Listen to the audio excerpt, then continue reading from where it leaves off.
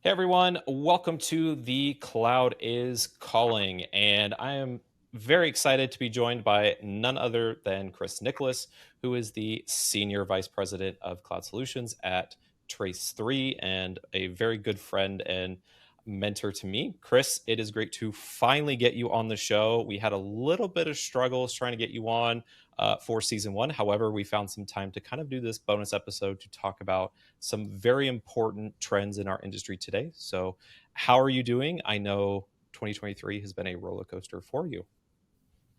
It has, and yeah, thank you for the patience on waiting out my schedule. I'm so happy to be here. Long time listener, first time caller.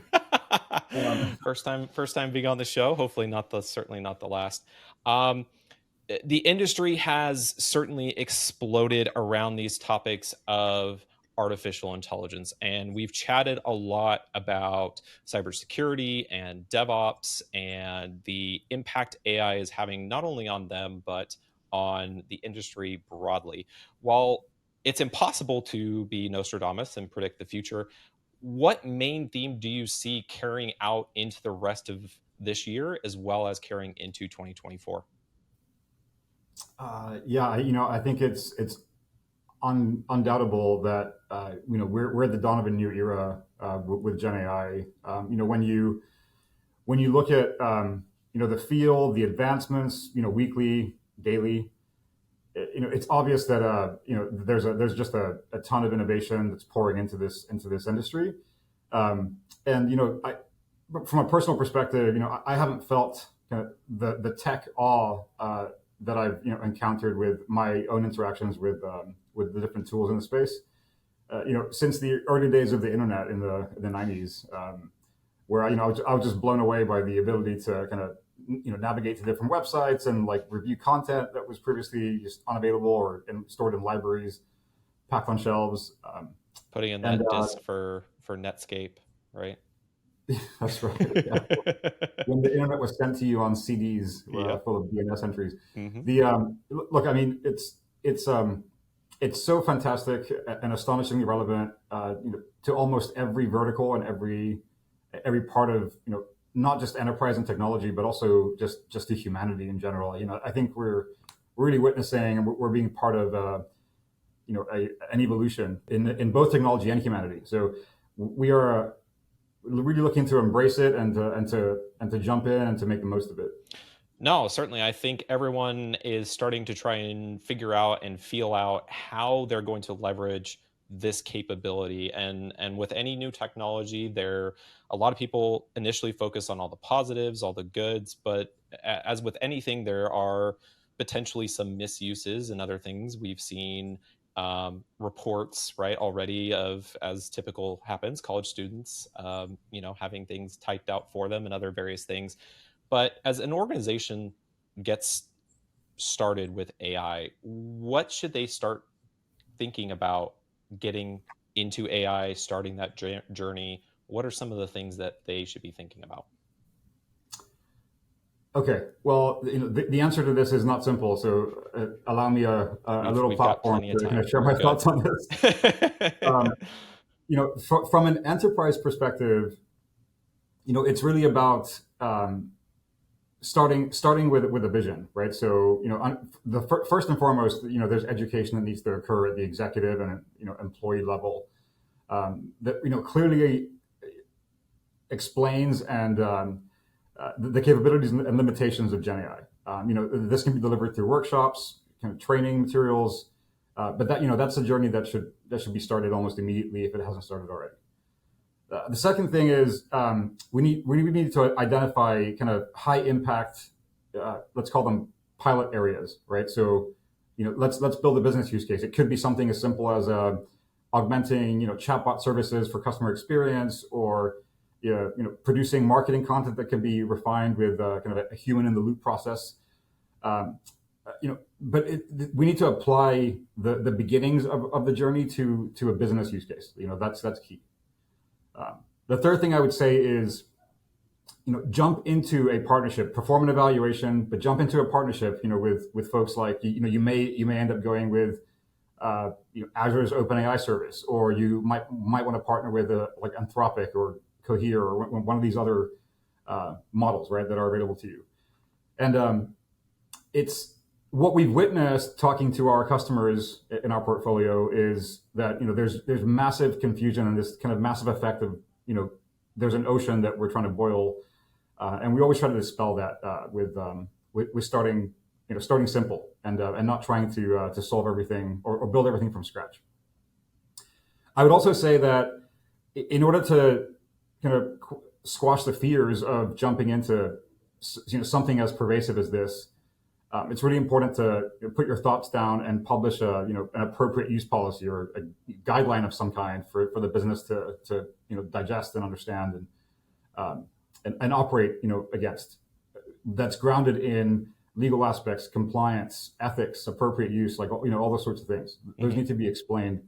And there are some decisions, some philosophical decisions that a business needs to make about how far in they're going to jump immediately.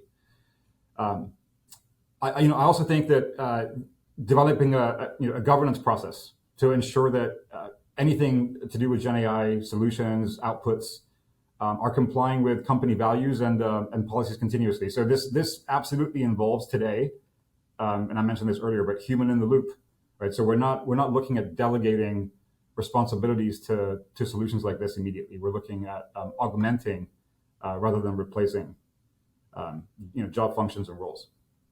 Almost like a And Jarvis, right? From an Iron Man perspective, right? How do you bring along a that's Jarvis to augment, right? Or help you gain additional insights or abilities into what you're currently doing? that's right. Yeah.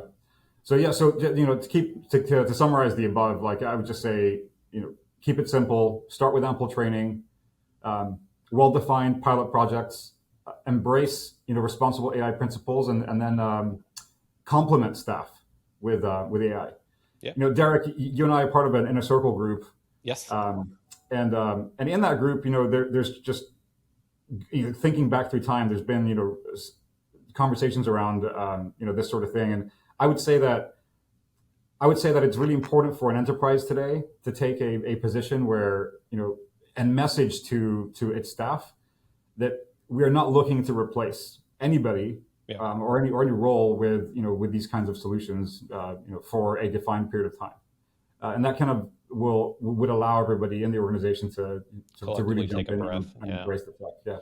Yeah. I So I think think dispelling those fears for a lot of organizations is probably job number one, saying, hey, we're going to explore this. We think that there's a way to make our organization more efficient, give us a competitive advantage, but in no means are we looking to trim away our people, because Gen AI is a way to help invest in people, right? We've talked about one of the use cases that potentially organizations could take is within training, right? Gen AI can help train your staff, make an investment in them to be more skillful, more adept at different technologies. And that certainly can be a fear as well, right? And we hear from trenches around AI that, there's that potential, right? The fear of I'm going to be replaced, the fear that Gen AI is going to take away my job. Is this truly the main fear, or are there other fears that we're hearing around this technology? Yeah, another kind of layered answer there. At the individual perspective, I think that is a fear. That's obvious, right? So if, for example, if you're a copywriter, I'd wake up the day after I played with GPT and be updating my resume, for example, right? But true. This is why I think it's really important for an enterprise, especially if we're keeping to this business context, to kind of dispel those fears by taking a position that we're looking at these solutions to be augmentative, to use Microsoft's term, co-pilot, versus replacement or a delegation of responsibility. We are not at the stage where there is enough kind of transparency, understanding of the data and the way that models are trained and the outputs that they're going to generate for us to kind of delegate away entire job functions, for example. No, certainly. Um, let's touch a little bit closer to home inside of our own organization.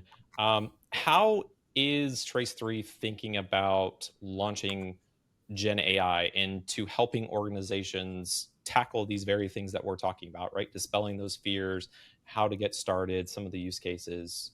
What are we thinking about? Can you share? Yeah. So let's start small, right? Let's focus on the cloud solutions group within Trace3. That's our organization. That is. You know, literally the first day after I first experimented with GPT, I, I was in this state of astonishment, and I knew that we had to kind of embrace and think about it from the inside looking out, as in, we have 8 businesses within the cloud solutions group, and each one of them, started thinking through and connecting with folks like you around, hey, how can we bring this to market? How can we make impacts for our customers? How can we be better, advisors, using these tools? So, from the inside looking out, we immediately we could think about developing AI centers of excellence offerings where we're taking our customers through selecting models, building their first use cases, securing a foundation in cloud infrastructure around the safe use of this kind of tech.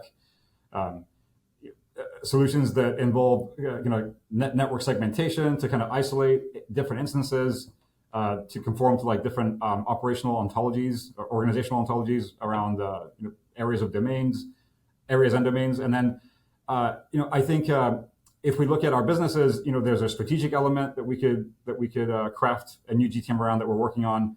Our FinOps practice, is already leveraging kind of text-based solutions to think through how they provide advice to our customers. Our architecture teams are looking at just last week, for example, we looked at Bard being able to translate architecture diagrams and describe them in really beautiful ways. Um, so yeah, and on and on and on, right? This is so pervasive that it affects everything that we're doing as consultants and advisors. So that's fantastic. From the inside looking in, I also think there's a fantastic opportunity for Trace3 to jump in and point these solutions at our own data, and to really work on systematizing our knowledge. Trace3 ultimately is a knowledge organization, right? We have 1,400 employees working 40 hours a week, at least, in most cases, for 48 weeks a year. So, that's roughly 2.6 million professional hours, right? Yeah. Of knowledge. And so in years gone by, in eras gone by, it's almost been impossible to kind of really systematize that knowledge. And we use solutions like SharePoint and other things to kind of compile and store documents, but it still takes, somebody, a set of humans to kind of parse through that data and understand it, and provide, outputs to our customers. So being able to systematize all that data is huge for an organization like that. It has a direct impact on our valuation as a business. Um, so if you think about a few use cases, like being able to bring in our next cloud architect, Hmm. and our next cloud architect can on day one query a solution like this to say, hey, please summarize the last 6 strategy engagements that we performed in healthcare or financial services. Yeah. Like, so the weaponizing this data in this way, just yields massive efficiencies for you know uh, anybody at Trace3 to kind of Oh yeah. inspect our business and our knowledge. Yeah. Game changing how we onboard people into an organization, right? Being able to take 90 days typically, right, of an onboarding and maybe shrinking that down to 30 and being not having them feel like they're drinking from a fire hose, right, as the phrase typically goes for most people. Um, you've talked a lot about Gen AI and how Trace3 is thinking about it, how we're launching those initiatives. So is it safe to say that the cloud group owns Gen AI at Trace3, or do you think somebody else owns Gen AI? Absolutely not, right? This is a repeat of the DevOps conversation. Like, who owns DevOps in the context of a consulting architecture and engineering group? The answer is everybody. Yeah. And it's the same for Gen AI. You remember that Spider-Man meme where Yes, I do. I love the Spider-Man meme. I greatly appreciated it. My kids love the very first Into the Spider-Verse, when they did the ending scene, point the fingers, and then in the next one, how they just took it That's to right. a whole nother scale. And I remember, I think that one scene alone took 3 or 4 years to build and edit and to think and just to see it. And it's a very brief scene. We're talking like 30 seconds maybe, to see I mean, hundreds of spider people pointing at each other. Um, if yeah. you think about our different businesses, right? Like, Hmm. we have the cloud solutions group, we have the security business unit, we have our management consulting crew, we have our innovation and emerging tech team, we have our data analytics practice. Everybody has a play here, right? So from our perspective, we shared a couple of examples on how we're looking at embracing the tech. Our analytics team is going to be key on really helping our customers build out their mature business use cases and data laking their information and structuring it in a way that can pipe directly into foundation models. Our management consulting crew is going to be really helping our customers think through their applications and building centers of excellence and editorial boards to govern biases and content that's been created. Our innovation team is tracking over 300 solutions, or two, distinct tools in the space, and they're providing us insights internally, and they're providing a service to Yeah. our customers, right? So the answer is everyone. Everyone. This is so pervasive to all business functions and all industries and verticals that we can't afford to have a kind of a single group owner of this kind of tech. Yeah. No, that's the thing I love about it is AI is everyone's responsibility. It is going to continue to be everyone's responsibility as this technology continues to grow and expand at the rapid pace it's already done, over the last several months. And I think it's just going to continue to be a tidal wave of possibilities that we'll see over the next several months and years to come. That being said, as this tidal wave continues, I know you're a big fan of a certain thing, and I'm curious to know: have you queried Gen AI? Have you queried ChatGPT to ask if Liverpool will win the Champions League this year? And has they provided an answer? First, we are going to win the Champions League this year. I don't need GPT to tell me that. Oh, okay. But you know, I'm a big fan. Yep. Hmm. Thank you for bringing that up. Anytime. My other hobby is chess, Yep. and I don't know if you've ever played with it, but you can actually get GPT to To play play against you, yeah. to play you in chess, Hmm. and it's been fascinating. I think there's some hallucinations going on because it proposes moves that are not even legal at this point. So I've been working to Correct. train it over time. You're going to make it a world class chess player. Another hobby of yours that I don't know if a lot of people know about is you're an avid pool player. Very good, might I add. Do you think Gen AI or ChatGPT is capable of suggesting moves within pool, right? Certain angles to take to make shots. Is that a possibility? Yeah, not the chat version, but I don't see why you couldn't. So after maybe just riffing, Yeah. when you break and you see a certain pattern, say an eight ball, for example, Hmm. it a kind of a visual transformer might be able to identify like an optimal pattern for you to play. That'd be pretty cool. Yeah, that would be Yeah, something to think about. yeah. All right. Well, Chris, it has been fun chatting with you about AI and heading into, I think, this season of The Cloud is Calling. AI is going to be a big theme because, again, as we've said, there is this tidal wave of capabilities, of possibilities, really, of what AI can influence. And I think chatting about security and analytics and DevOps and observability, and I mean, the possibilities really are endless on what it can do. And so I think a big theme is going to be chatting about what are kind of the possibilities within all these different areas and really what can be done. And we're going to showcase a lot of skill and knowledge from a lot of experts and friends that we've made over the years and get their thoughts and opinions on where we're going to see technology go.